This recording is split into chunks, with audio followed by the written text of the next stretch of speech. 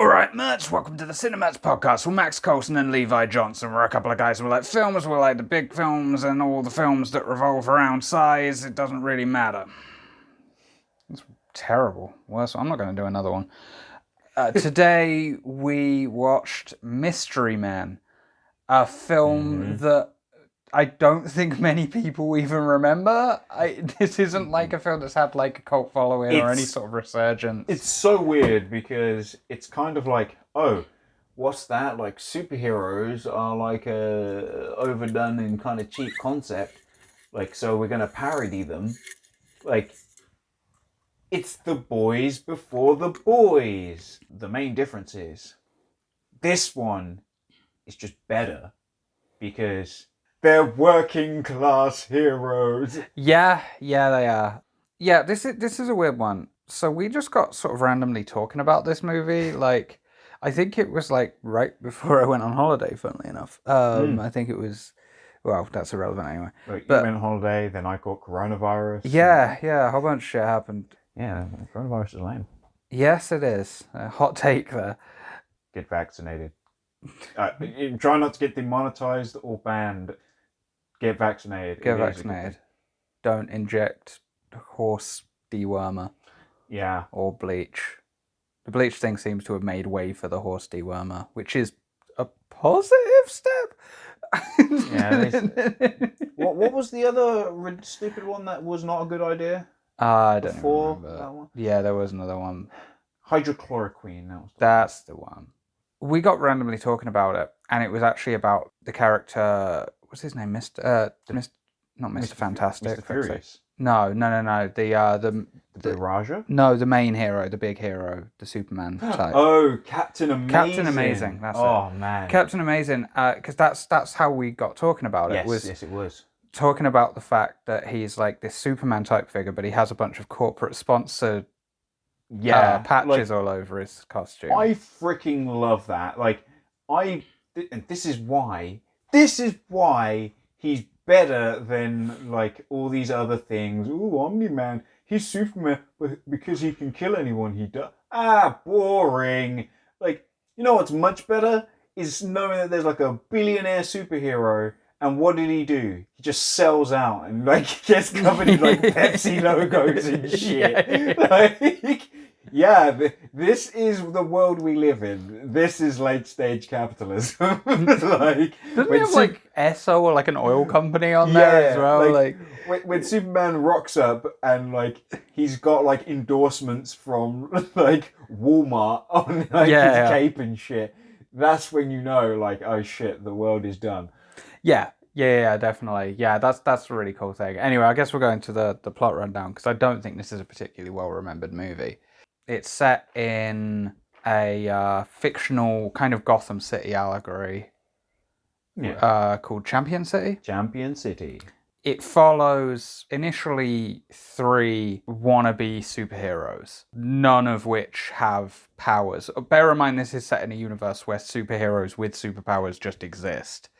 There's no like explanation or anything. It's just like, this is just a thing. Yeah, I love it. Like, no one's weirded out by the fact that they're superheroes or whatever. Like, they're clearly like D-list heroes. They're like, oh, it's you guys. Yeah. But yeah, whatever. Like this is just a world where superheroes just exist. It just is. But and I like that. Yeah, that is cool. But these guys do not have powers. There's the Blue Raja, who is an American guy pretending to be part of the British Raj. Yeah.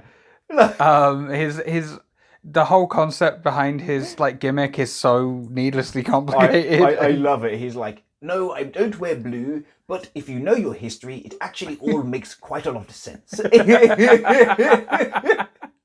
Like, oh, it's so good. Yeah, it's great. And he throws forks and sometimes spoons. Yeah, he's the master of cutlery. He's the master of cutlery, except he doesn't carry knives. Yeah, he's like, wouldn't it kill you to throw a knife? And he's like, I don't want to hurt people, I don't kill people. He's like, what? Yeah, so he throws mainly forks. Then there's the shoveler, who, well, he's just a guy with a shovel. I mean, That's it. That's his whole. Yep. That's his whole thing. Like I love as well. Like there's a scene he talks to his wife, and she's like, you're a good man. You're a good father. You're not a superhero. And he's like, but I shovel so well. He's like, wait, are you just trying to say that because you dig holes real good? Like, you're like, I have to use my gift. I have to fight people with this shovel. It's like, what? And then there is Mr. Furious, played by Ben Stiller, who his whole thing's supposed to be that he has like anger powers, like he's kind of like a Hulk or some shit, like. But the fact is that not only does he not really have any powers when he's angry, he also isn't angry. Yeah. That's just his gimmick. He just pretends to be angry, which is great. So those are the main three guys. And like when the film starts, there's like a sort of old people's home, like dinner party type thing that gets crashed by a gang called the Red Eyes. Yes. And I ain't gonna lie, it is like the most perfect Batman, like the Tim Burton kind of era. Oh, that like, opening scene looks just like a Tim Burton Batman movie. Like It's exact. oh wow, this is like it put more perfectly Batman and Robin, because there is actually a party scene that I remember really clearly, and I'm like, it's like the same fucking party scene. Yeah. But yeah, like Jesus Christ, yeah. I'm like, well, we know what this is parody, and it's yeah, so definitely. This gang like crashes this old people's party, and then the mystery men, or not that they're called that in the film, but these three superheroes show up and like try and fight them, and pretty like quickly we see that actually they're rubbish and they're just not very effective at all. And then Captain Amazing shows up and beats the shit out of everyone. And the cool thing I like is that his press guy is like right there straight away. He's like, which is interestingly, that is something that the boys did like way after the fact, because the boys do that, like whenever they fight crime, like their press guys are just right there with them. I was gonna say, like, I really liked the opening scene as well for when Captain Amazing comes in. They like shoot just angles, or like you just see the suit, like he's punching somebody, so you just see like the shoulder and the arm go out, and he hits some guy in the face, and then he grabs another guy. It's like doing that hero reveal. It's doing that. It's like they do with Indiana Jones, like where they show the whip, they show the arms, but they don't show everything all at once until you get the big hero shot. But in this, they completely subvert it because he's covered in these corporate sponsors, and like by the time you see him in his full glory, he's doing the press. He's speaking to his press guy, and he's just like, "Oh, he's some corporate dickhead." Yeah, they're like, "What do you think about you losing the Pepsi deal?" And he's like, "No comment." yeah. Then we get to spend a little time with the three sort of wannabe superheroes, like that. They go to a diner. They go to a diner together, and they're basically just like, we're like some D-list heroes getting our asses kicked. And then Captain Amazing comes in, beats all these guys in like one punch, and then goes, "Yes, I saved the day." And he's like, "We were here too." Come on. We get to kind of see their home lives a little bit. We see that the Blue Raja lives with his mum, and that he's not actually British. That's just the accent's just his gimmick. We see Roy, or Mr. Furious, working at like a scrapyard. Oh yeah. Which I mean, it's there's a Chekhov's gun thing there because it's got the armored vehicle that they use later. Very obvious Chekhov's gun, but like you know how that's going to come into play. It's the most non-lethal. It's the best non-lethal. The best non-lethal military vehicle ever made. That's such a good line. That reminds me, that's an important moment right after the first scene. Is Tom Waits' character, whatever his name was, the mad scientist, Dr. Heller. He gives them his like business card after the first scene. That's important because he comes into play later. But yeah, they Roy's working at the scrapyard, and like the woman who employs him, which I love the way she's shot. It's all these like super tight close-ups. She's like an old woman, and she's like kind of like made to look as grotesque as possible by like these. I think there's like a slight they're using like a wide angle lens. It's not like a full fisheye, but it's like a wide angle, so it kind of distorts her a bit as well. Yeah. And it's like right up in her face, and she's yelling the entire time. Like it's just this constant yell. And she's like, I need you to, like, why haven't you junked that old Jeep yet? And he's like, I keep telling you, that old Jeep is some armored vehicle of some kind. I can't. You're like, junk it! Like, I can, like, junk it! And then, yeah, we get to see him, like, feigning, like, more perfect rage, where he's like, if you tell me to junk it one more time, I'm gonna really mess you up. Yeah, like, I think he's like, I'm like a powder keg. Yeah, that's, he's like, do you want to be the match that sets off this powder keg? Yeah, and then, like, he just grabs a stress ball. And he's like squeezing it. He's like squeezing it, his face goes all pink, and he's like clearly like straining. It kind of looks like he's trying to actually burst it. And he's like, the little stress ball just saved your life. And then you see the shoveler at home, which we briefly mentioned earlier, where like his wife kind of is like, dude, what are you doing? You're not a superhero.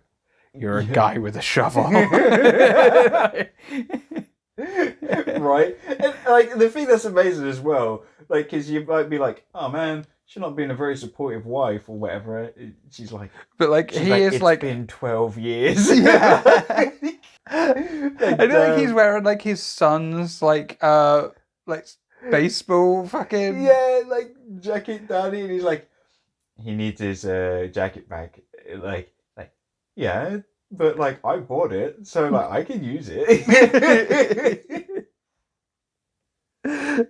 Oh my god, it's so good. I did write down though that his son is the cutest kid ever, because he's like, oh yeah, he's like, I believe in you, Daddy, and he's holding like a little plastic shovel. I was like, oh man, I ain't even gonna lie, that's pretty amazing. And I was also shocked. I was like, remember, this is like 99? Yeah. And like, he's just married to a black lady. Oh yeah, and yeah. he's got like mixed race kids. I was like, holy shit. They won't start doing this for like another like 10, 15 years. Yeah, before yeah. They start doing this. Like, holy shit. Like, all right. Yeah, it's not like, spoken about. It's just a thing. It's just in the movie. Yeah. Like, all right. Yeah, that sort of thing, you know, by that point, very standard for, like, British films, but, like, in American, like, Hollywood movies, yeah. Definitely. What are we going to there? Oh, that would be, like, so Captain Amazing, like, his press guy's basically been like, you know, like, dude, you just don't, like, your sponsors are dropping out, you're just not that interesting anymore because you don't have any big supervillains. Yeah, he's like, you beat everyone, like, there's no one left. Which is also kind of cool, because it's like, oh wow, they don't have the same problem that like Batman has. Like, yeah. So it's like Captain Amazing is actually a better hero than Batman. Because they're actually done. Like, yeah, but then basically he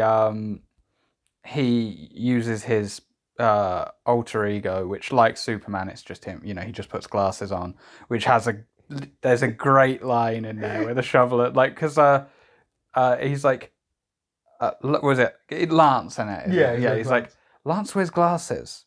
Captain Amazing doesn't wear glasses. He takes them off when he puts on the costume. But then how would he see? Because Captain Amazing's got no villains left, he shows up as Lance to the parole hearing of his biggest nemesis, Casanova Frankenstein, who I wrote down. It sounds like either like, I can't decide whether it sounds more like the frontman of like a glam rock band or like a blaxploitation character. Like, it could go so either way. Yeah. I feel that with the disco element, like I'm leaning towards the blaxploitation. It definitely feels that way, because like, yeah, there's like, this. For no reason, he's just part of like a disco gang. Yeah. Like, we'll come to the gangs in a second. Yeah. The gangs.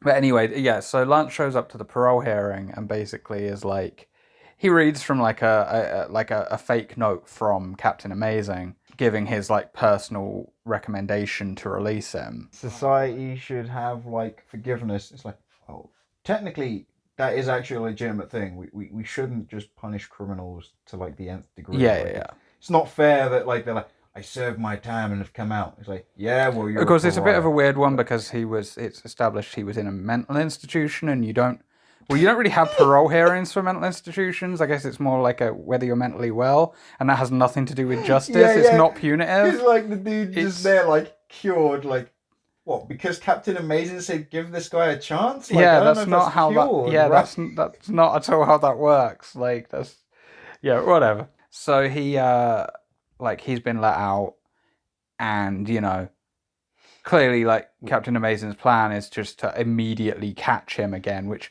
would be a very short-lived solution to that right? problem, right? It doesn't really make any sense. I do love it though, because it is a proper like. I remember seeing it and just being like, "Oh shit, this is like a real Bane moment." Like this is one of those things. He's like, he's been kicking bad guys' asses for so long. And he's like, "Yeah, I'll let this guy out. I'm just gonna catch him again, real easy, whatever." He's like, "Victory has defeated you." Because Casanova Frankenstein gets like basically is able to trick Captain Amazing with the most interesting bomb in the world from MDK. It's just like a little like chloroform device thing, gas releaser. And like he picks it up and he's like, "What's this?" And he's like looks into it and he like it just sprays him in the face. Yeah, because what was it like? On the same, this is the crazy thing. The same night of his release from a mental institution, like when he gets back to his house, he blows up the mental institution. You're like, yeah, how did you arrange that? Like, right? Did you plant the bombs while you were there and were like, I'm just gonna wait till I get out and then I'm detonating them all? Guess like, so. Or did he just go back like? Yeah, anyway, he blows up the mental institution. So yeah, Captain Amazing shows up, immediately gets kidnapped, immediately. Pretty good setup, the proper big superhero. He's out of the picture. Mm-hmm. So now it's just these D-listers who are left. But they need to like, they try and just go straight in there and like take him on, and they just get immediately beaten up by some thugs and like thrown out. Which is a thing I really enjoy, that scene, because like the disco guys come out and they're like, "Disco guys," and then like one guy just pulls out a gun, and then like the Blue Raja just starts laughing, and he's like, "Oh, that's not very disco themed, is it?" And like another dude pulls out a lead pipe, and he's like, "Who are you?" Like the shovel's like, "Who are you? Like the plumber?" Like, come on. And it's like the guy. He's like, because there's one guy. There's like a whole bunch from one has a chain, and like Mr. Furious is just like, come on, at least make it a gold chain. So that's just off the top of my head. Like, just like, like, come on, you gotta like fit your theme or something, guys. Like, yeah, they just criticize them. They're like, these guys are amateurs. Like, yeah, coming out here with all these weapons. Like, you gotta theme it. Like, how forks relate to like the British Raj, I will never know. But so yeah, they just immediately get beaten up, and they're back in the diner, and they're like, okay, we need to like recruit a team. We need to get more people on board. So the first person they go to is what's Kel's character actually called? I'm just going to call him Kel. The Invisible Boy. Oh, the Invisible Boy, yeah. Yeah, like, it's Kel from Keen and Kel. Yeah, but yeah, they go to Kel's house, and Kel has the ability to turn invisible, but only if no one's looking at him, including himself. Which apparently, like, his character is a completely original character, because I looked it up very briefly. Turns out there was comic books for this thing. Yeah, which I had no idea. Yeah, I had no. I was like, is this actually a comic? Holy shit, it is. There are like no YouTube videos on like the comics, just to let you know. Like if you wanted to check out those comic web nerd things, I don't know what they're called anymore. I forgot. Anyway, Yeah, apparently the Invisible Boy was just a joke character, like literally like how we come up with characters, dude. Like Yeah, they were literally at like a bit of a party. He was drunk, and then he just made a joke about an invisible character who like could only go yeah. invisible when no one's looking at him. And like the producer was there, and he was like, "That's a really good idea. We should definitely put that in the movie." Apparently, he didn't even remember making the joke when like, the producer then brought it up to him, and he was like, yeah, all right."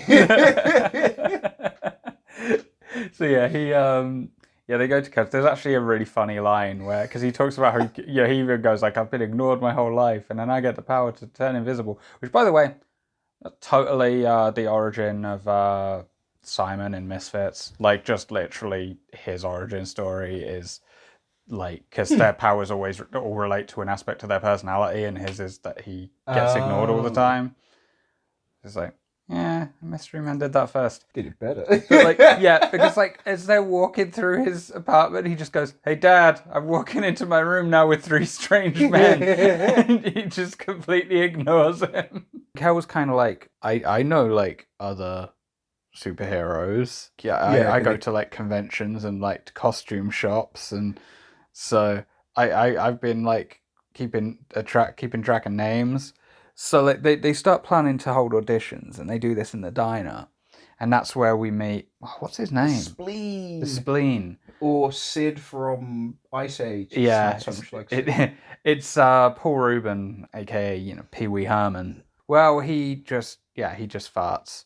That's like his power. He farts, and his farts are so potent that the first time it knocks people out, it doesn't really knock people out after that. Nope. It just kind of varies to how bad they are. Like, yeah. Like I do like the fact that his backstory is that like he farted while near an old gypsy woman, and then he blamed it on her when people were like, "What's that smell?" Yeah. So she like cursed him, was like, "You'll forever be the one who dealt it." Yeah. So the Spleen ends up kind of joining the team, even though none of them want him to. Yeah. And then they hold auditions for other members. Wait. That one line that Kel says while they're talking about what heroes that are out there, and he lists like a load of other random heroes or whatever, and then there's like one of them was like, yeah, there's White Flight and Black Menace. He's like, they come together as like a duo. I'm like, oh shit. That's really good. Yeah, that was a really good line. There was also a line earlier, I think, where they were talking about wanting to get other people. That it really cracked me up was a line that the shoveler says, where he just goes, "We need someone who shoots stinging foam into people's eyes." It's so funny. It's just like it's like such an oddly specific. Yeah, I think that's it. It's just how specific. It's very practical, and it's like, I get it, but why is it specific? Like, surely with like a disabling power, right? Yeah, but like stinging foam. So yeah, they hold auditions, and like basically everyone who shows up is like just terrible. Like the audition is like even lower than D-listers. Yeah. So there's like one guy who has a waffle iron. That's it. He just has a waffle iron and truth syrup. Low fat truth syrup. Low fat truth syrup. And there's like pencil head and soda pencil head. And they just have like fake erasers on their heads. But then like after they basically wait, don't forget about the PMS Avenger. Oh yeah. Like she only works 4 days a month. It was that line. I was like, damn, that's actually kind of good. Yeah. That was good. After they've all, like, basically everyone else is gone, we're introduced to another team member who she shows up late to the auditions, and she's the only one in the team. Well, actually, no, because the Sphinx totally has legitimate power, but he only uses it once. Yep. But her power is she just has a bowling ball with her dad's skull in it, and it just has like it can just move and fly around of its own volition. Yeah. Which means she doesn't really have the power, to be honest. Yeah, no. The bowling ball just has the power. Superpowered item. That's it. yeah. And it will, I guess. She has got a power. She can talk to the ball. Yeah, she can talk to the ball. Yeah. And finally, we're introduced to the Sphinx, who is mentioned earlier. Yeah, how does he show? Oh yeah, they oh yeah. Oh bloody hell! It was when they go. It's when they attack. They attack Casanova Frankenstein. Yeah, in his car. Juvenile. Oh man, I way can't believe I possible. nearly skipped over that because this is one of the funniest fucking scenes in the movie. It's so ridiculous. So like they decide they're gonna like go after him, but they have like no plan. Like they just attack the car that he's in. So like the shoveler just starts like hitting the sides of the car like, with his just shovel. dinging all of like yeah. panels. Mr. Furious, like he does this like impressive like flip from the shovel, like it's this whole thing where it's like a seesaw thing, and they planned this, like they're ready, like this is but then he just spends the whole time like trying and failing to get the little whatever it's called, the little decal off, off the front of the car. Oh, it's the thing I love with Mr. Furious as well. They do it like every time. It's just like this awesome jib shot, like they just crane up, like whoosh, like panning up as he goes, and but then what he actually does is like on the level of like a child having a tantrum. Yeah, like every time, like you're like, oh shit, he's about to be sick this time, and then he just does something completely ineffectual every time. Yeah, like he's just slapping the bonnet of the car. Like. Yeah. So while he's doing that, then you've got the spleen just sticks his ass through the window and just farts, which this one doesn't knock them out. They're just like, oh. They're just annoying them. But the best bit, the absolute best bit of it, is the Blue Raja right at the end just starts running his fork along the side of the car, like just scratching it. Like fucking guy's already smashed up the car with the shovel. Like he's just running. The Carol has thrown like the bowling ball through the windows and everything. Yeah, He's like, I'm gonna scratch up your paintwork. It's so good. They run away, but then get cornered. Yeah. And when they're cornered, suddenly all the thugs' guns just split in half. Mm-hmm. And that was the Sphinx. He only uses that power that one time, though. Yep. His main power is he is frightfully mysterious. Yes. Basically, he just talks in like he basically talks in proverbs. Yeah. But they're like crap proverbs. Like they're just always inverse proverbs all the time. Like, who watches I guess like if you watch the TV, one day watches you or something like that. Like every time. Yeah, it's like what was it like? Why am I doing this? It's like you need to learn to balance the hammer on your head. So what was it? So you can so you can strike from a balanced position or something like that. Yeah. But why am I wearing watermelons on my feet? I don't remember telling you to do that. So basically, the Sphinx starts trying to train them. His training is crap and doesn't really make any sense. Like, he gets them to make new costumes and like... Nah, his training's great. He's like, strike from a hidden position. So he throws like his forks from behind his hands. And who's the other guy? He's like, the shoveler is like, how many weapons do you wield? He's like, one, I wield a shovel. He's like, wrong. You have many weapons. The fist, the elbow, the knee. I feel like I'm skipping some stuff, but Mr. Furious gets into like a big sort of tiff with them and like quits the team. Yeah, pretty much. Because like he gets mad because he's like, why are we doing this? Because that's right. The Sphinx is like, look, we have to learn to trust each other. Group hug. That's it. And it sets up for later on in the movie. Because Mr. Furious is like, this is dumb. Like we should just go out and save like Captain Amazing. So like he just goes off in a rage. Yeah. And while he does that, like the rest of them are basically just like, okay, like what was it? Like, what do we do? Like they go to the Sphinx, and he's like, sometimes the loss of a Of member can be loss loss of of manpower can be manpower. supplemented by an increase in firepower. So this is where they go back to the Tom Waits character, Yeah, Dr. Heller.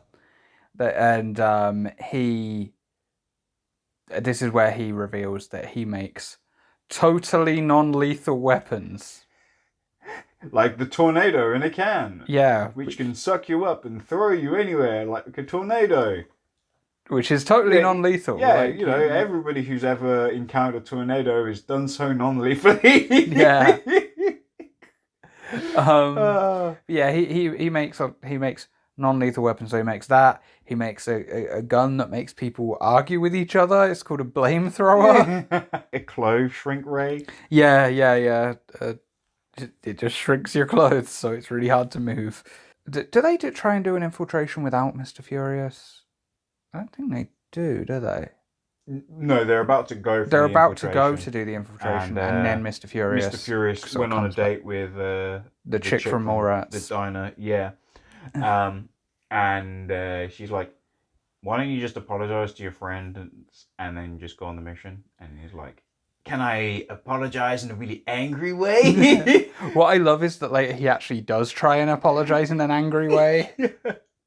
He's like temporizing,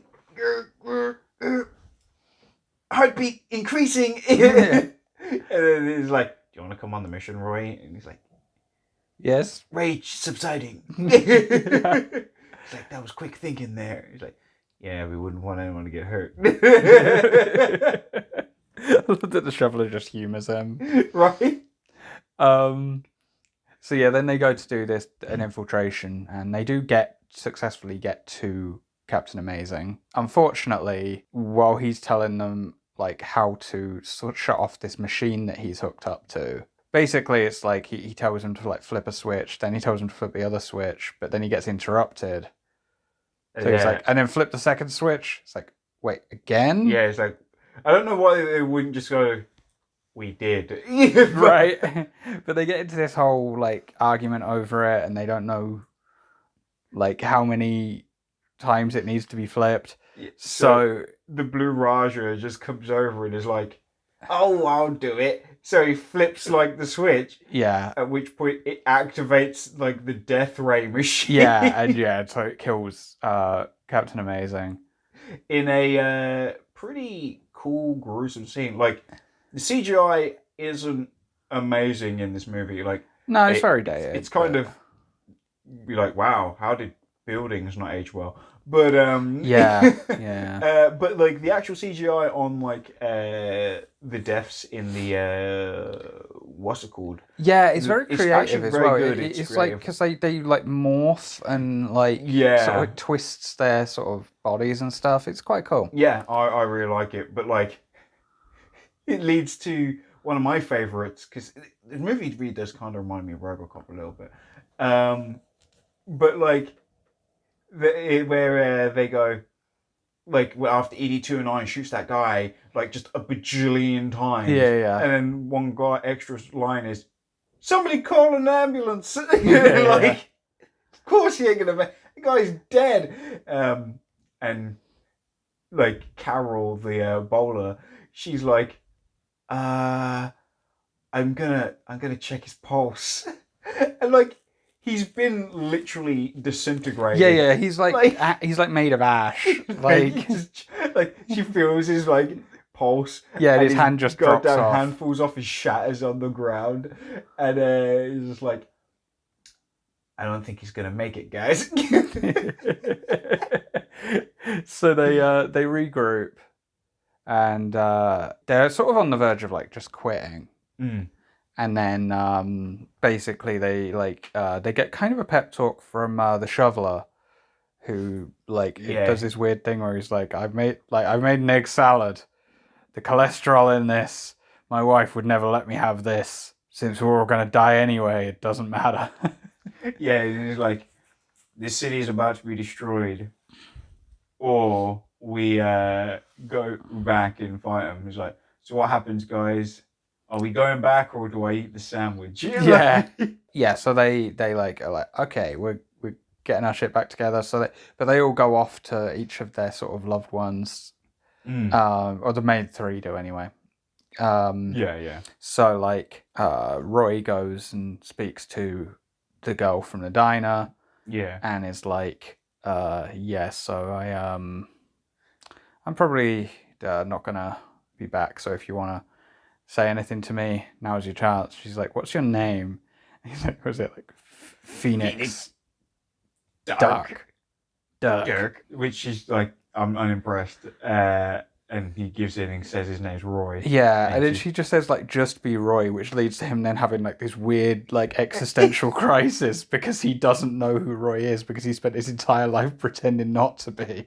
Which just made me realise that Ben Stiller has done this before in another movie. Not before, but he does this later in Tropic Thunder. Where like he has an existential crisis like near the end of the movie because he no longer knows who he is because he's been performing Simple Jack for so long. Yeah. For the like people who captured. Yeah. I like Tropic Thunder. I like Tropic Thunder. Tropic Thunder's a good movie. That's a very good movie. Blue Raja goes to see his mum, and this is where he like admits that he's a superhero. It's like, I'm a superhero, mother. Which is where we get the line like, yes, I know I talk in an English accent, and I don't wear a lot of blue, but you know your history, mother. It does make a lot of sense.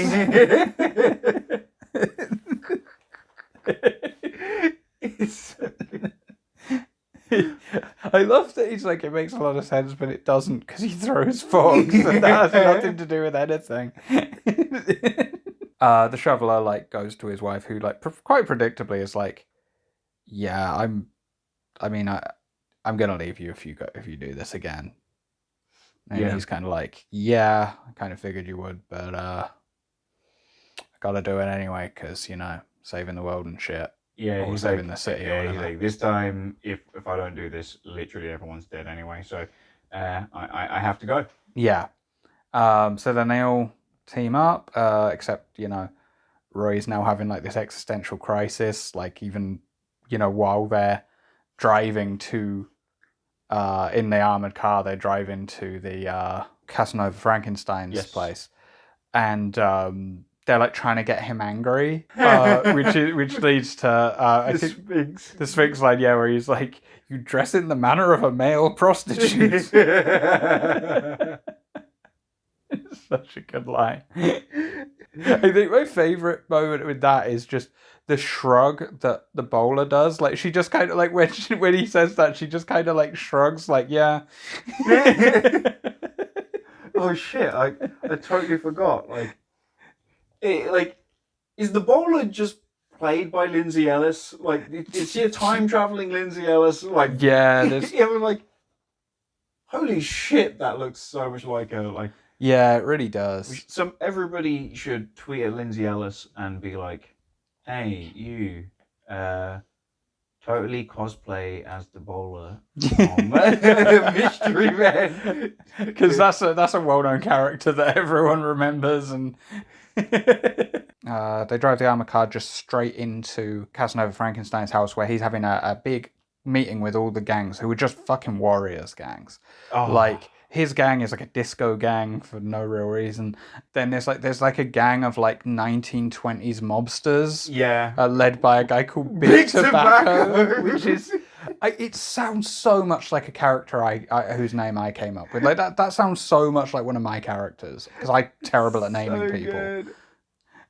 Like, because it seems like the only origin for it could have been that it was the way I name characters, which is to have a working title name that's just a basic description of them, and then just not bothering to update it at any point. I love that though, because he's just a dude with a big cigar, and he's like, what are we gonna do about this? Good question, Big Tobacco. But then there's an Asian assassin gang. Yeah, and then there's like a hip hop gangster gang. There's a hip hop, there's And then there's what was it? The 1960 what is it called? Austin Powers chicks. Oh yeah. Who got the Furious or something like that, because they make cat noises. And then there's the frat boys who are like, Oh yeah, they're just like wearing like they've got like fraternity. Yeah, they were cut like these jumpers sort of like and shit. Kappa fucking whatever like frat house outfits, like with the matching like sweaters and shit. So this could technically be in continuity with the Warriors. Yeah, we don't know that Champion City doesn't exist in the Warriors. Like Champion City could be New York. Like maybe like after like so much crime and other stuff happened, they just changed the name. They just Captain Amazing came along and renamed it Champion City. Yeah, could be fan theory. Should be an easy one to spread among the fan base, because I don't think the fan base for this movie is very big. It's got a wiki. And the crossover fan base between this movie and the Warriors is definitely going to be even smaller than that. So, I mean, we're talking about a very narrow group of people we're trying to appeal to. So all four of you that are fans of both movies, we've got a great theory for you. They smashed the armored car through into the gang meeting, and they've got a big electronuclear magnet, which is the next stage. Yeah. It's the logical next progression. Which is a nice excuse for none of the gangsters to have guns. Mm-hmm. I mean, they could have totally used the Sphinx's established power for that moment as well, but instead of that, they like what? Like that's the Sphinx's. Like I'm now like, could you imagine if that's the Sphinx's power? Like he can slice guns with his mind. Yeah, like that's it. Like he can't slice other stuff. Yeah, exactly. He can just slice guns. So like they all retreat into like the sort of, I guess, Casanova Frankenstein's like secret lair sort of thing. So he switches on this like laser that like targets anyone who gets too close to the door and disintegrates them. You see it happen to one of his own men who's lagging behind because his trousers are falling down because his belt buckle got sucked in by the magnet. This is where the Invisible Boy gets to shine, because well, that's not like a person looking at him, so I guess it's fine. Yeah, no, I'm like, this is real dubious, dude. Yeah. So basically, like, he turns invisible. Like, no one looks at him. He turns invisible and walks through and is able to switch it off. And then he has basically nothing to do from that point on in the movie. It's fine because it's the climax anyway. Like, this is my moment. Yeah. Like, they give every character, like, one moment. Yeah, they do. They're really good with that. Like, no one's really wasted on that front. So, like, Casanova Frankenstein has kidnapped the diner girl, which I don't really understand the logistics of when or how that happened. I know, right? But whatever. It's fine. It's a movie. Who gives a shit, right? And he has like he's got like a fucking coke nail, like that he sharpens. Just on his little finger. Yeah, it's on his pinky, and he's got like the little pinky coke nail. And he uses that like as a weapon, so he's got like it held to her throat. Which I guess fits in the disco theme, right? Like, everyone was doing coke and like in the disco era, so just such an odd like fucking choice. Like yeah. But like anyway, so like he's got her, so like Mr. Furious goes to save her while everyone else goes to like try and shut off the machine, because basically he's got a giant version of the machine that he killed Captain Amazing with, and he's going to use that to destroy the whole city. So like they've got to go and shut that off. While they're doing that, this is where Roy gets his big moment, where he gets actually angry, which does not give him superpowers. It just makes him like, angry enough that he can actually like... Yeah. He just wants to actually fight now. Yeah, that's it. Like, it's just a desire to fight. It gave him motivation. Yeah. He's not like amazing or anything, but he's just a guy who now has actually got a reason to get angry and fight someone. So he does, and he beats Casanova Frankenstein, and they use the Sphinx's group hug to get, because there's a big hole where the machine is. Like it's like Whoa. That's you're missing out the fight. Because the Blue Raja gives him like stealth forks to climb up. Yeah, that's true. Yeah. And then he has to fight Casanova Frankenstein, who is just established to be a better fighter than him in both styles of fighting. Traditional just boxing, and more importantly, his own fighting style where he uses his long fingernail to like fucking try and slash you up with. Which he also hisses when he does it as well. It's like the only time in the movie he starts doing that. Like like it's so weird. He's like, and then just one charges him as well. Like it's so good. Oh man. Yeah. I fucking love that. Like that one shot where he just like he like shoots his arm forward, swoops his head back. His left hand comes up like a fencer, and then like he charges forward, like to like, go get him. It's like, this is like the fucking best. Like I can't believe how good this movie is. Mr. Furious does a really hilarious attack as well, where like he like elbows him, but then like uses his other hand to like hit like. like as a hammer action to hammer the elbow back in. It's like, what would that do? Like, how would that be any different from just elbowing someone multiple times?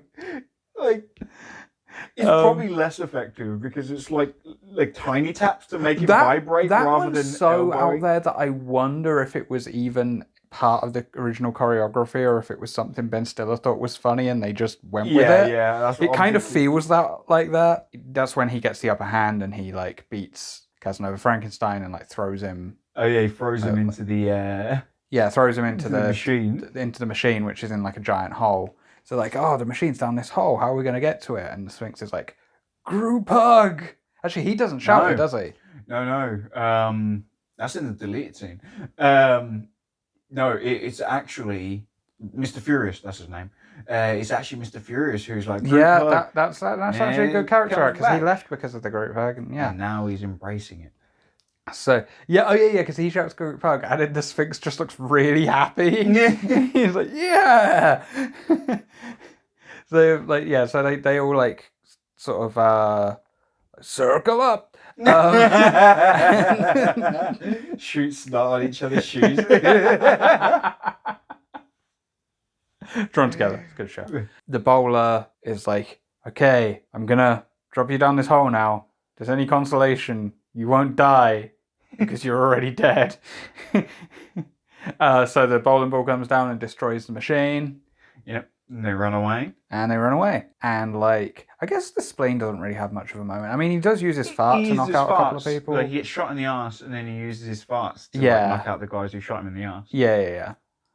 And those guys died because the whole building blows up. Everyone who got knocked out with the non-lethal weapons, they die. It's pretty unambiguous. They fucking die. They leave and like the press are there, and the shoveler is like, we must arm the proletariat and seize the means of production. Basically, he's like he dedicates. He's like, I just want to shout out like the real heroes, the unsung people, all the other guys. Yeah, he's like the lady at the DMV and like, what is it, like the fucking like the school lunch lady. Just people like working class people. He's like, hey, look, it's like the fucking proles who like fucking hold up society, man. Yeah. It's not like this billionaire Captain Amazing. Like, fuck that guy. Yeah. And then they play Smash Mouth. Somebody once told me the world's gonna roll me. I ain't the sharpest tool in the shed. She was looking kind of dumb with her finger and her thumb in the shape of an L on her forehead. Oh my god, so good. gonna have to fucking find that clip, and I say find that clip. It is definitely in my YouTube likes. I fucking watch that so often. Thoughts on the fucking movie? Well, one, like as we've said, this movie is mad underrated. Oh yeah. Like I do not understand why it's kind of has been as forgotten as it is. I think in a way it was a bit too ahead of its time, because it was kind of poking fun at a lot of like this kind of almost the oversaturation of superhero stuff before it was oversaturated. Yeah. Right? Like, it's, at the time, I'm like, what movies were they parodying? Like, I guess like there were a couple of movies, but like they were. Steel. Ugh. Because Steel really tried to hop on that, like fucking Batman. There were definitely a Robin few kind that of tried to feel. jump on that trend, like after the Batman movies got really big. Yeah. Like it definitely happened, but it wasn't like this big oversaturated thing. Like by '99, like Yeah. this was pre-Spider-Man. Mm-hmm. You know what I Oh, mean? This 2 was years. before the superhero renaissance. Like it was about 3 years before the superhero renaissance. So there really wasn't a lot. It was like the Burton and Schumacher Batman films, and that was really it. They were just the only real trailblazers at that point. And then, you know, if you go back further, you've got, I guess, the Richard Donner Superman and all of that. But like it wasn't this hyper oversaturated thing at all yet. So, and I think you said something about there should be a reboot. Yeah. There should totally be a reboot, because it would work so well now. You know, I could absolutely see it working. You know, you changed up the visual style to fit, you know, so it has the feel of like, you know, an Avengers movie or something like that. Man, like to redo it as like an Avenger. Hell, they could actually roll the gamut, because I'm kind of part like, okay, how would you want to do it? Do you want to do it as a movie? I think it has almost more potential, to be honest, to work as a series. Yeah, so do I think there's a lot you could do with that, because you could definitely, if you have it as a series, you could also massively increase the cast, because I'd like to see more characters like that. Yeah. Like, the interesting thing about it is, it's based on a comic book, but like when the very brief research I did, because I was looking it up partly on my lunch break, and while checking to make sure the DVD works. Like, as I was reading through, I was like,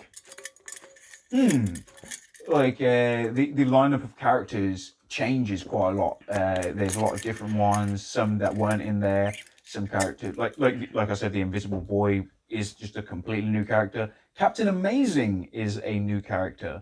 They had a similar-ish character, but he's not there. So kind of like, now I am gonna start stealing from the boys, and be like, I wouldn't mind a Captain Amazing team instead.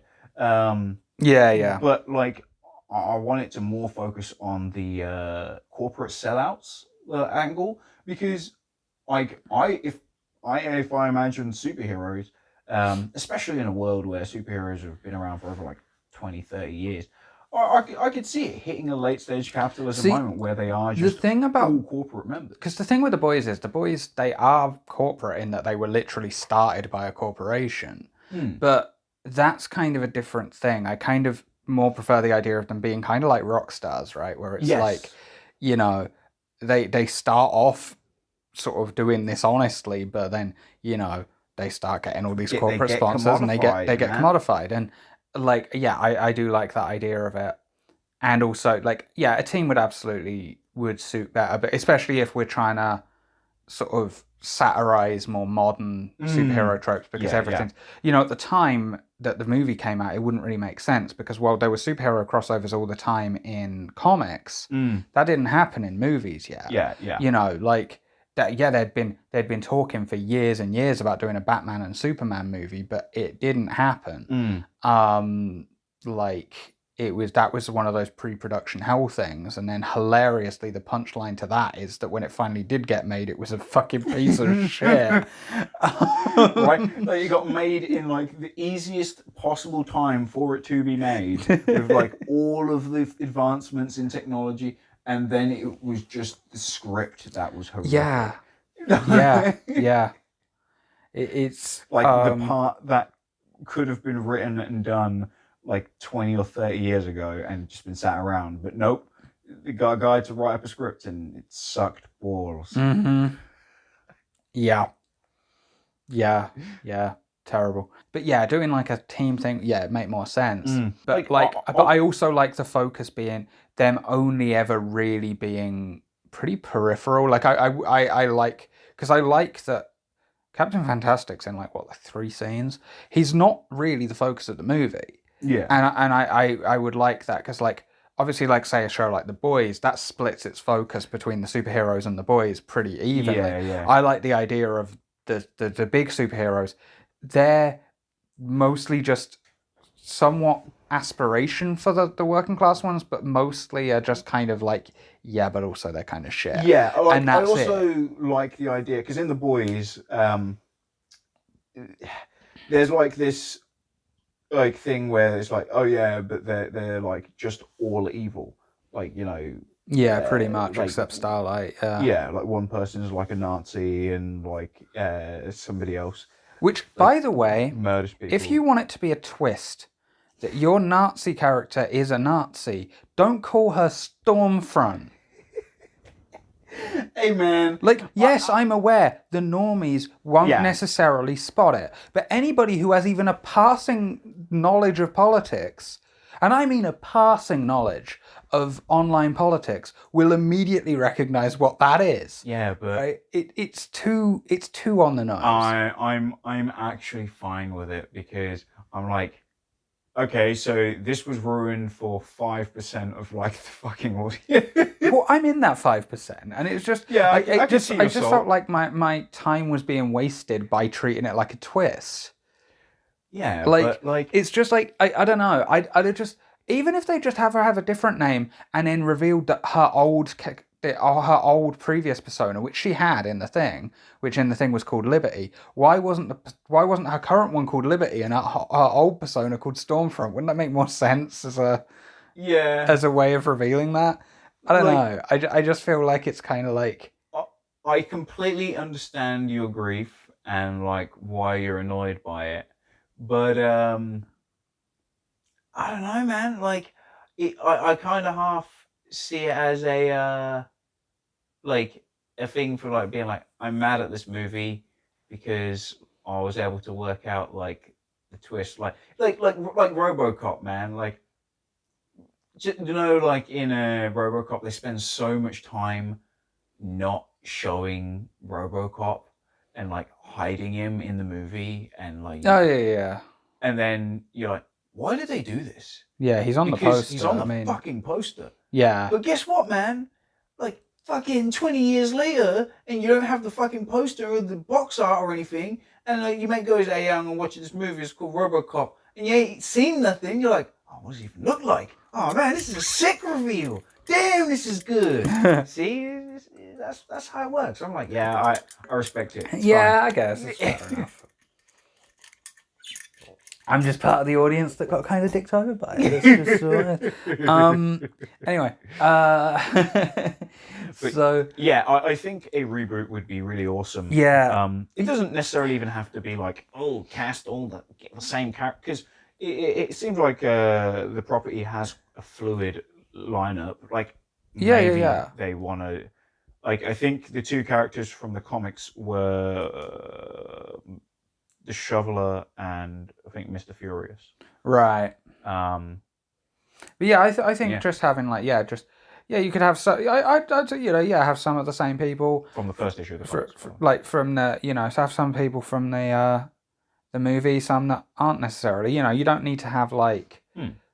Like say some characters, if it was a TV show especially, would be really grating. I imagine like maybe the Spleen would be unbelievably grating. He could be like a one-off, but like you wouldn't want him being like in the team. It'd be too annoying. Yeah, it's like, oh, this guy farts at people. You want to do fart jokes like every episode, really? yeah, that'd get old really quick.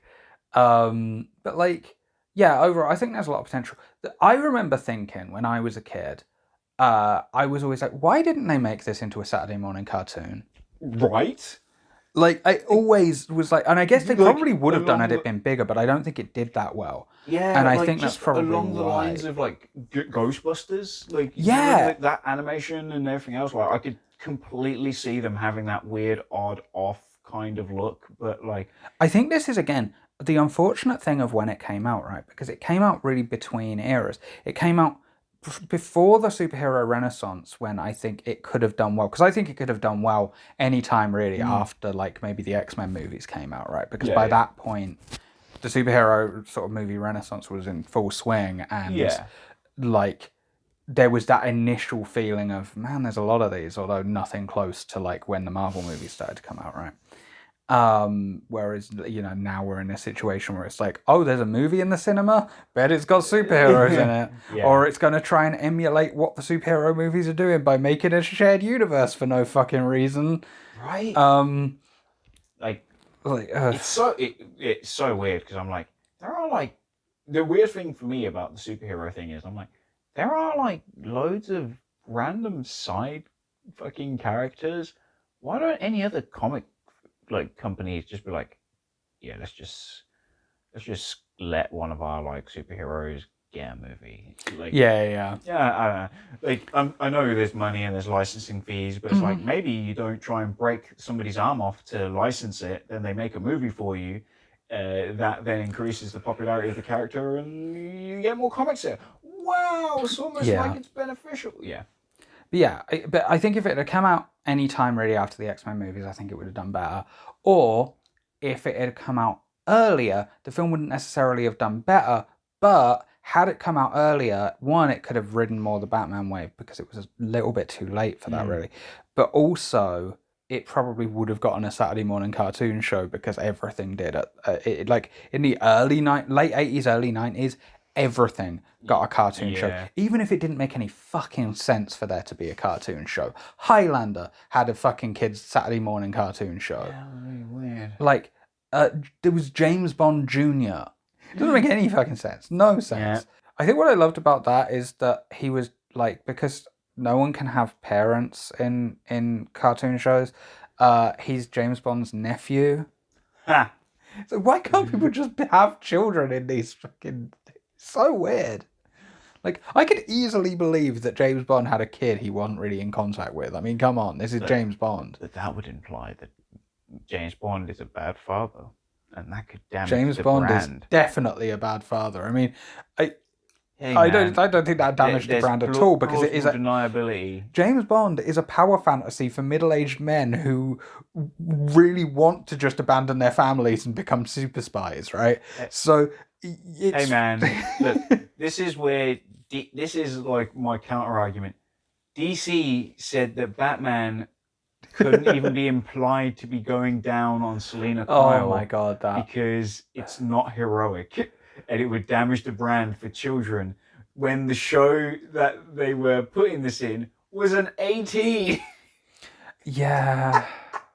Like, what the hell? Like, so I in my mind, I'm like, nah, man, that's official. Batman refused to go down.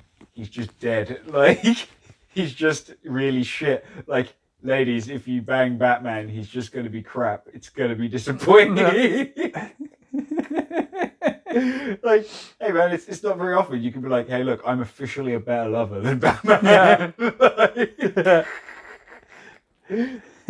Canonically. Canonically better in bed than Batman. I don't know why I half imagine that being some kind of flex. Like, see me like up in the club, like I'm like, hey ladies, I'm canonically a better lover than Batman. Like, oh shit, this guy goes down. Like it's just immediately known. It's just universal, like. But yeah, I totally could imagine, like, in the age of the inappropriate fucking kids cartoons, like, Mystery Men could totally work. Oh my god, I just forgot the most obvious one, actually, of like the movies that shouldn't have been adapted into kids shows. No, better than that even. The Toxic Avenger. Oh god, yeah, okay, right. The fucking Toxic Crusaders, like, it's like, what? This is the most not kid friendly. I mean, you don't get... RoboCop, at the very least, 100% appeals to kids. If you, like, you know, yeah, the movie's really fucking violent, but also you just look at that character design and his name and you go, yeah, kid potential, 100%. Yeah, like... But, like, the Toxic Avenger? Like, you A know, fucking trauma movie? Like,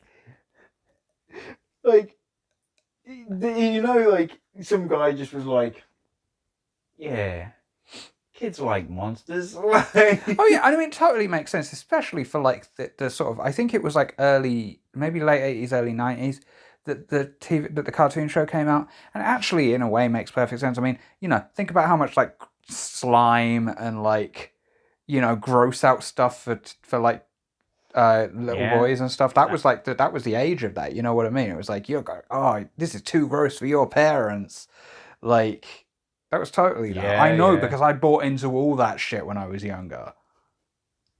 Like, Gunge. yeah, I fucking loved all that shit. And like, you know, like fucking you buy the Beano and have fucking stink bombs with it and shit.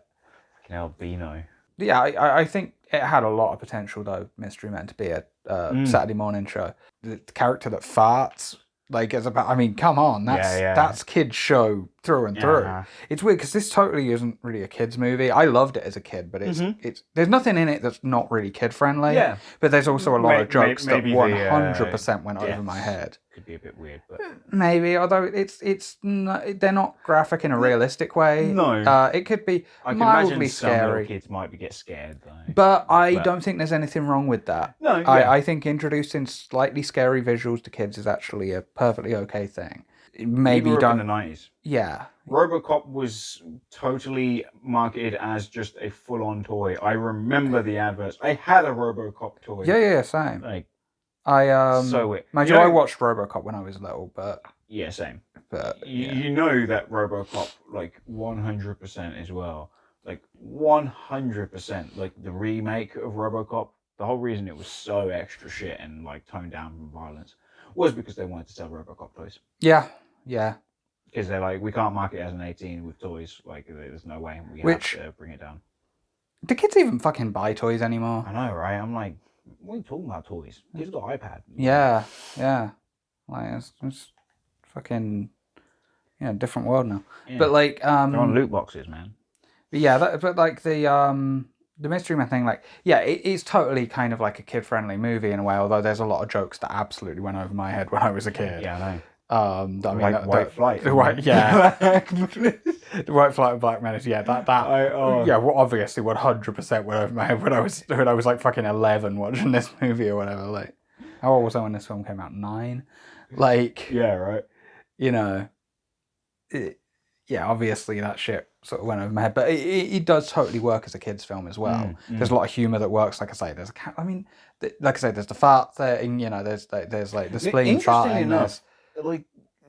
Like as well, they balance the farts really well. Yeah, oh yeah, they totally do. Farting is like really bad. Like it happens throughout, but it never gets annoying. Yeah, like I get so annoyed watching Rick and Morty. I'm like, these farts aren't funny, man. Yeah, not really funny jokes. But like in this, maybe I'm not laughing my ass off, but like at no point was I like, yeah, this is tedious. Like yeah. It totally works. Like, but then there's like, there's other stuff that's like would work for kids. I actually always really liked the bowler when I was a kid. I actually thought that was like really cool. She's like super cool as a character. Yeah, I really like the bowler. You know, I remember when I first saw it, and I saw it with a bunch of friends. I saw it in the cinema, and afterwards, the thing all of us were talking about was actually the Blue Raja. Like, I remember having like long conversations about the Blue Raja with everyone. Going like, it's really fun design though. Yeah, but it was just like how funny it was that, like, you know, the knife, that not throwing knives, and you know the fact that it was just forks. That was like very funny. Like back then, it's still funny now. It's that actually is one of those ones that completely stayed funny. Yeah. But like there's like that element of there's the posh English accent thing. There's the, like I said, the design, which was really cool, especially when he gets the more revamped design towards the end, looked really cool. Yeah. Like, it's just something you don't see very often. So it's like, oh wow, this is actually like an interesting thing. Like, okay, like he's wearing like garb from another culture. Like, this is pretty interesting. He throws things, like maybe we could revamp it from forks to, like, if you were to make it like a more serious thing, but like he's throwing things, so he's almost like, he feels like the most conventional to almost being a superhero. Yeah. It's really weird that. I mean, the thing is, I'd say if I were personally showrunner on a Mystery Men TV show, anyone wants to give me the job, I'll do it, right? I wouldn't go dark with it. No. I would actually keep it a very similar tone to the movie. Maybe not quite as silly. Because again, TV shows are different. TV show, yeah. But I would keep it relatively light in tone, because I feel like there's this attitude people have that when they satirize something, an element of pop culture, they have to go dark and gritty with it. And I don't feel like that's always necessary to make good observations. And I ain't gonna lie, like, I've got a pet peeve, and I'll always say it. Like, I feel I feel we can tell a lot about our society when you look at the media that they look at. After World War II, there was a lot of much more lighter, more hopeful, more optimistic types of media. Mm-hmm. But now that we live in a very soft and, like, very catered to world, what do we have? A lot of dark and gritty, like, media. Yes, that's right. I'm saying that everyone who likes dark and gritty media is actually a little bitch baby who is just pretending they like dark and gritty stuff because they've never had any real problems in their life. Fucking fight me. Yeah, like, I don't know. I really find it pretentious when some douchebag is like, no, it's better because it's dark. And I'm like, fuck off, mate. Like, being dark doesn't make good writing. Like, good writing makes good writing. Like, 100%. Like, I think, don't get me wrong, there is nothing wrong with having things be dark. There's nothing wrong with having things be violent. I like violence. Absolutely. I fucking love violent shit. Like, I watched fucking Suicide Squad. Yeah. I like violence, and there's something very, especially humorous, like cathartic violence, because that can be great. That's some of the most fun you can have watching a movie. Yeah, right. But by the same token, I feel like, and I particularly when it comes to comic book movies in particular, when they decide that they're going to be smart and satirical, that's almost always the direction they go in. And I think this goes entirely back to when comics first started breaking the comic book code, and doing more intelligent stories happened to coincide with when everyone was going, hey, we can do violence now. Yeah. So, it means that we've got this weird landscape. There's a YouTuber called Curio, and she actually talked about this quite in depth. Ooh. But basically, she talked about how I think it was in her. She's done a few videos that talk about Zack Snyder, but she was talking about Frank Miller and saying how it's kind of weird that you have things like Watchmen being talked about in the same sentence as something like The Dark Knight Returns. And the reason is that both of them had this huge cultural impact, but Watchmen had a cultural impact because it was really smart and satirical, and The Dark Knight Returns had a big cultural impact because it was really violent and had this dark, edgy grittiness. Now, granted, I think a lot of people also thought that was satirical. She points out in her video she thought it was satirical when she first read it. I definitely thought it was satirical when I first read it. It's like, yeah, this is taking the piss out of fascism. It's like, oh no, Frank Miller's just actually a fascist. It's just that actual fascism flies so close to satire that the line between them is actually fucking imperceptible. Yeah. Batman recruits a fucking neo-Nazi gang in that fucking book. Oh my god. And it's a gang dedicated to upholding the law. I mean, how do you do that and not realise what you're doing is ridiculous? Oh my god, what the fuck? And I'm so glad I never really became like a big comic book fan. There is this element of when things are really violent and gritty, when it pertains to comic book things, because a lot of the most well-remembered comic books are dark, violent and gritty. Yeah. Because that was a real watershed moment for comics. It was a really important moment for comics because, prior to that, comics were incredibly limited into as to what content they were allowed to publish. Yeah. So it meant, when things like conservatives. Yeah. But it meant when things like even The Dark Knight Returns were coming out, it was like, oh wow, I've never seen something like this in a comic book before. Yeah. The thing is, though, now we've seen it before. Yeah. I'm not impressed by it. Yeah. It's one of the reasons why I'm sorry, guys. I'm really not on the Invincible bandwagon. Oh, fuck that show. It, I watched like- the first episode. That was enough. Yeah. I was like, yeah, it's I don't like, give a shit. oh, there's like a shock moment where like they kill people. You thought it was going to be like the Justice League cartoon, but now people died. It's like, oh yeah, it's kind of shocking. But then there's just lots of times where they're like, haha, you see people die all the time really easy. There's blood everywhere. And I'm like, You know what I'm about to start ranting about? Kick-Ass. Fucking pick a tone for one. Oh, God, thank God. Jesus Oh, fucking my God. Christ! Like, I thought you were going to say is this going to be? Is this going to be fun?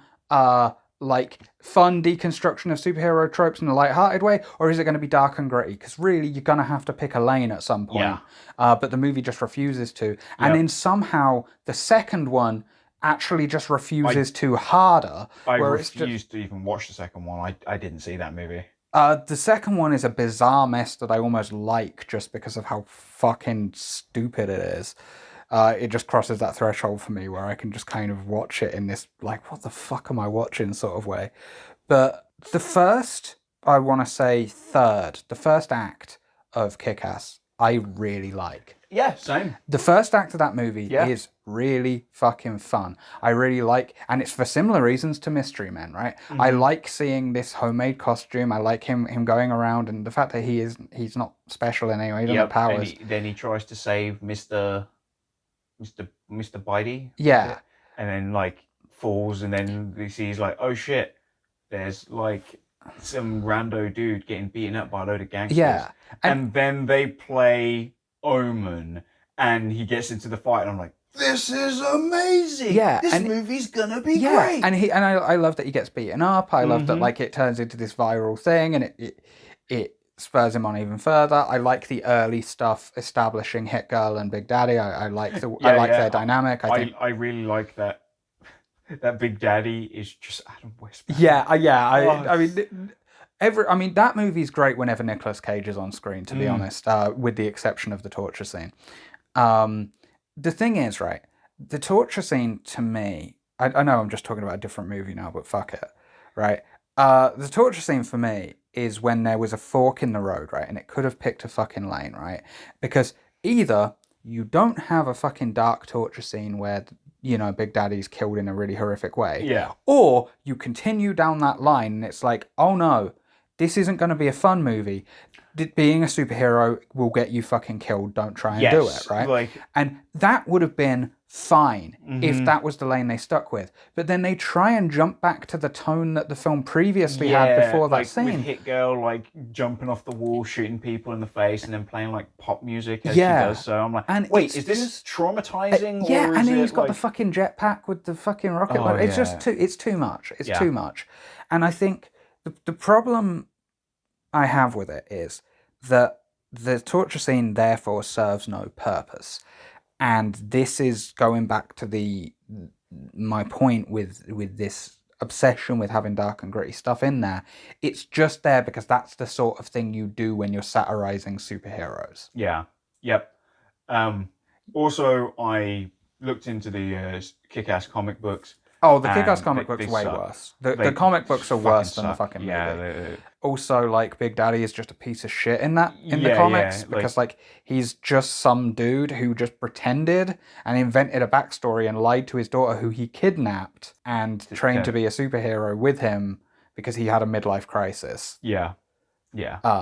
It's just edge boy shit. And it's just like there's even oh man, like I don't know why, I think the most distasteful thing in the movie for me was, you know, they make the main character, like, he tries to get that girl or whatever, and it doesn't work, and she's like, why are you being weirdo? You pretend to be gay to like get close to me, and then like weird. So he doesn't get the girl, which is fine. But then they kind of made it weird because then she starts texting him and like she got a black boyfriend, and like she sends him pictures of her like sucking his dick, and I'm like, now you just made it really weird. Yeah. Why are you bringing in like some like race cuckoldry Mm-hmm. bullshit here? Like you made this weird, man. Yeah, Like, but this is the issue I have with this obsession with like, oh, if you're gonna pick something apart, you have to go dark, you have to go gritty and violent and sexually explicit and all these things, and it's like, ironically, why? the movie that actually did kick ass well. Actually, there's two movies that did kick ass well. I'll get to the second one. The first movie, Super. Yeah, James Gunn. Yep. Classic. Yeah. Actually amazing. Like, I love that. Yeah, I'm sure we'll do a video on that. Podcast on that at some point. Most def. Fuck everyone. The Green Hornet.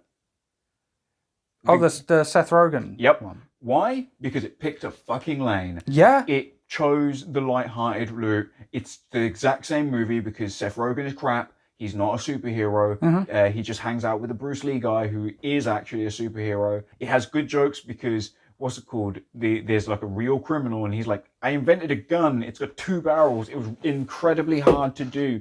And then he like goes, fine. They're doing the superhero shit. I'm going to be a superhero as well. So he comes up with like a fucking long ass speech, and then he can never complete the speech because someone just throws something at him or runs away. And he's like, fuck, this is so annoying. Like, yeah. So and I'm like, yeah, this is funny. Like I didn't mind the movie. It was fine. Yeah, they did what they needed to. They picked the lane. I liked it. Yeah, I don't know why that film got so much hate. I refuse to believe it's from Green Hornet fans because I'm gonna tell you the truth. They don't exist. Yeah, no one was like, a Green Hornet fan. Everyone was just a Bruce Lee fan. Yeah. They just watched like the Green Hornet. That's why there's that fucking Green Hornet movie, quote unquote, which is just all the Bruce Lee scenes from the fucking TV show cut together. It makes no narrative sense. I used to own it on DVD. It's fucking terrible. On DVD. Oh my god! Like I thought this was a YouTube. No, this was a real movie that they tried to release, and it was literally just all the Kato scenes cut together. It's just nonsensical. It's way too long. It's like 2.5 hours long, and it's just all the Kato scenes with just enough of the storylines from the episodes so you sort of know what's going on. This is amazing because now I get to talk about like something that Anwar once told me. Because obviously, you know that people would call the Green Hornet like the Kato show, or at least it's an urban legend that's what it was called in like China. Yeah. Which it sounds like probably wasn't true. No, I don't think it was. Like, Anwar was saying that he went to America and he was chatting to some people, and they're like, "Oh yeah, we're talking about the Fresh Prince of Bel-Air," and he was like, "What?" They're like, yeah, Fresh Prince of Bel-Air, you know, Will Smith and everything else. I was like, wait, you mean the Jeffrey show? And he was like, yeah, in England it's about Jeffrey because he's British. And like, the opening is just them playing that song like, do, do, do, do, do, do, do. Can I just say though, I would 100% watch a spin-off that was just about Jeffrey. Yeah. Like, he was the best fucking character in that show. I don't give a fuck. He was great. I know. Like, I feel really bad because I was like, man, I've seen him on stage. Like, he's such a great actor. He's phenomenal. But I was like, man, I feel so bad because if I see him after like the show, I'm just gonna be like, Jeffrey, and he's like, I've had like a full career. Why? Yeah. But yeah, I would absolutely watch a show that was just about Jeffrey. That'd be fucking great.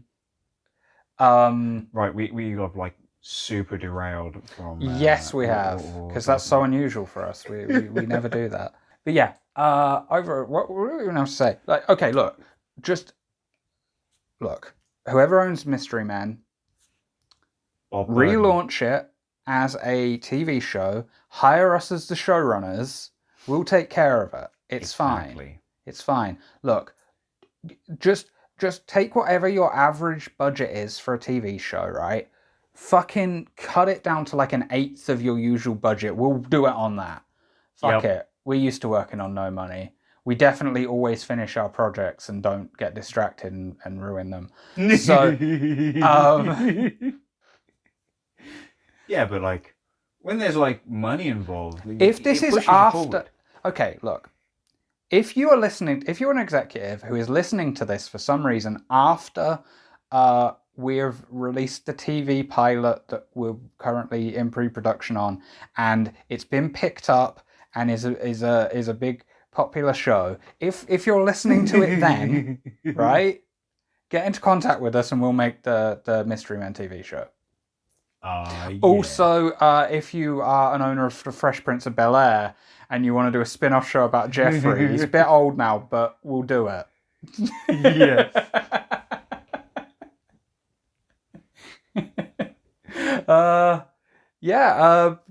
Be sure to like, comment, and subscribe. We have a Patreon if you'd like to sign up. A big thank you to Peter. Yes. Officially becoming the first patron. The first patron. He bought us a meal deal. Exactly. 1 out of 7 billion. 1 out of 7 billion. We're on our way. And he did a £3 pledge, so we can actually cut that number down by like 2 people and we can still get £7 billion. Yeah. We're on our way. We're on our fucking way. All I'm saying, like, I'm basically, this is how I see it, right? I see, like, the patrons as, like, giving your energy to the spirit bomb. Because if everyone just donates £1, that'll be like £7 billion. And at that point, we could take that money and fight Jeff Bezos. Yeah. Like, we'll do it, man. Like, we'll absorb the money spirit bomb. And we'll use it to start billionaire boxing. Exactly. You want to see billionaire boxing? Sign up to the Patreon. Thank you, Peter, for starting us off on this journey towards billionaire boxing. Billionaire boxing. We've been the CineMerts. I've never said that before. Ian Beale.